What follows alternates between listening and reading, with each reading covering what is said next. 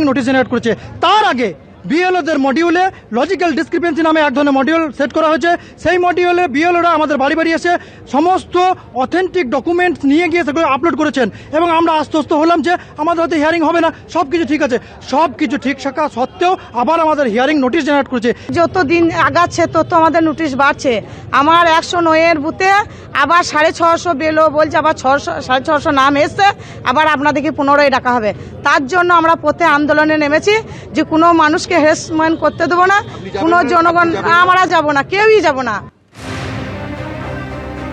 রাজ্য সড়ক আজকে বেশ কিছুক্ষণের জন্য অবরোধ করে রাখেন স্থানীয় মানুষজন। তাদের অভিযোগ হচ্ছে হয়রানি করা হচ্ছে, তাদের এসআইআর এর শুনানিতে ডেকে নিয়ে গিয়ে সামান্য কিছু ভুল রয়েছে নথিপত্রে, কিন্তু তার জন্যও তাদেরকে ডাকা হচ্ছে এবং একটি গ্রামের বেশিরভাগ মানুষকেই কিন্তু এই শুনানির জন্য ডাকা হয়েছে, এমনটাই অভিযোগ তারা করছেন।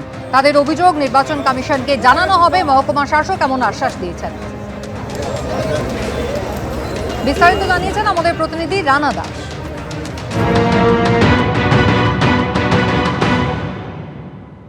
এসআইআর এর জন্য নোটিশ দেওয়া হচ্ছে গ্রামবাসীদের, ভোটারদের। সেই কারণেই কেতুগ্রামে অবরোধ চলছে, রাস্তা অবরোধ করেছে মহিলারা। আমরা দেখতে পাচ্ছি একদিকে মহিলা পুরুষ তারা একেবারে রাস্তার ওপর বসে রয়েছে। কয়েক ঘন্টা হয়ে গেল এই অবরোধ চলছে। অন্যদিকে দেখাবো যে এই অবরোধ যাতে ওঠে এবং সেই কারণে বিডিও এখানে উপস্থিত রয়েছেন, বিডিওকে দেখা যাচ্ছে। এছাড়াও পুলিশ এখানে ঘটনাস্থলে রয়েছে, কোনো রকম অপ্রীতিকর ঘটনা যাতে না ঘটে। যেটা জানা যাচ্ছে যে যারা আন্দোলন করছে তাদের সঙ্গে কিন্তু বিডিও এখানে কথা বলবে এবং কথা বলে তারপরেই তিনি সিদ্ধান্ত। লজিক্যাল হিয়ারিংয়ের সম্পর্কে সাধারণ মানুষের কিছু ক্ষোভের সৃষ্টি হয়েছে, তো তারা তাদের গ্রিভেন্স জন্য এইখানটা অবরোধ করেছেন।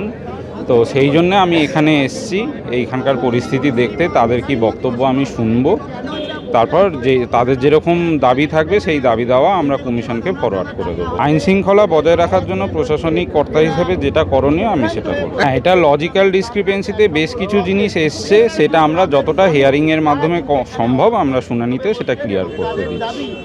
একেবারে বিডিও যেমন বললেন, তিনি কিন্তু তাদের সাথে কথা বলবেন আন্দোলনকারীদের সাথে এবং তাদের দাবিগুলো নির্বাচন কমিশনকে জানাবে এবং অবরোধ যাতে উঠে যায়। তবে অবরোধকারীরা স্পষ্ট জানাচ্ছে যতক্ষণ না তাদের দাবি মানা হচ্ছে ততক্ষণ পর্যন্ত এই অবরোধ চলবে।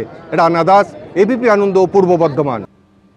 শুভেন্দু অধিকারী তিনি আজকে ইতিমধ্যেই ঝাড়গ্রামে পৌঁছে গিয়েছেন। লোধা শবরদের পিঠে উৎসবে বিরোধী দলনেতা শুভেন্দু অধিকারী।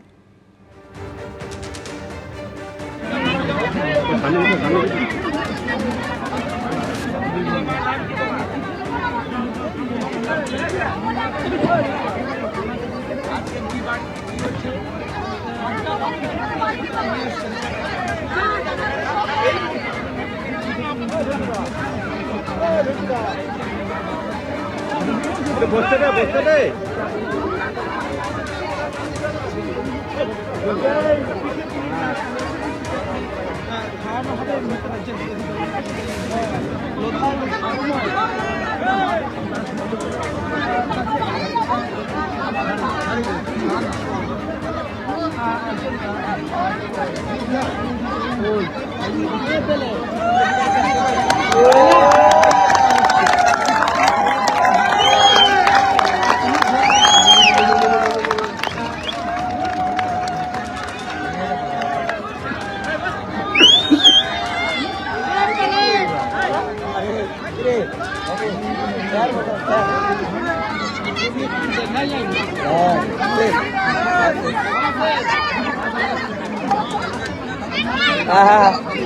चलो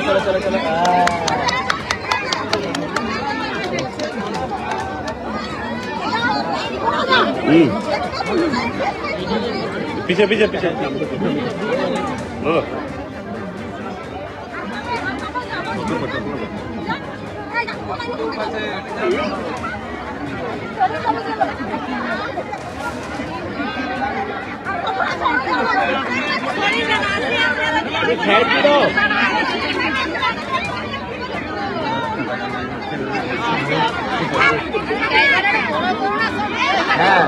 ছোট আছে আস্তে আস্তে আস্তে আস্তে বসে পড়ো জামবনিতে আজকে সভা করবেন শুভেন্দু অধিকারী। তার আগে এই মুহূর্তে আপনারা দেখতে পাচ্ছেন লোধা শবরদের পিঠে উৎসবে বিরোধী দলনেতা তিনি সামিল হয়েছেন। আজ সংক্রান্তি আর সেই উপলক্ষে আজ পিঠেপুলি উৎসব হচ্ছে। ঝাড়গ্রামে লোধা শবরদের পিঠে উৎসবে বিরোধী দলনেতা তিনি উপস্থিত রয়েছেন।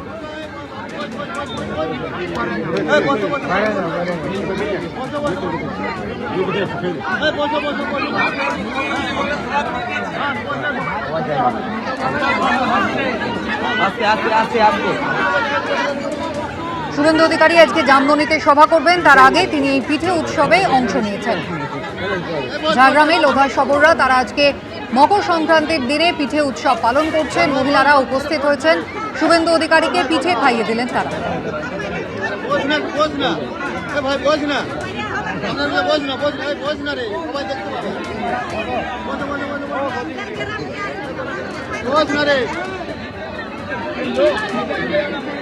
আরে বোঝ না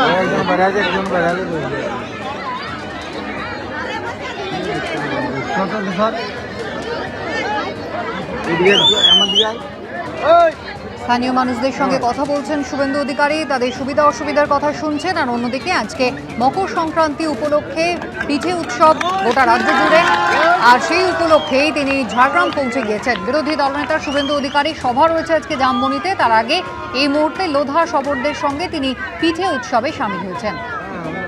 মহিলারা বাড়ি থেকে পিঠে বানিয়ে এনেছেন, মিষ্টিমুখ করালেন তারা শুভেন্দু অধিকারীকে। মালা দিয়ে উত্তরীয় দিয়ে স্বাগত জানানো হলো বিরোধী দলনেতা।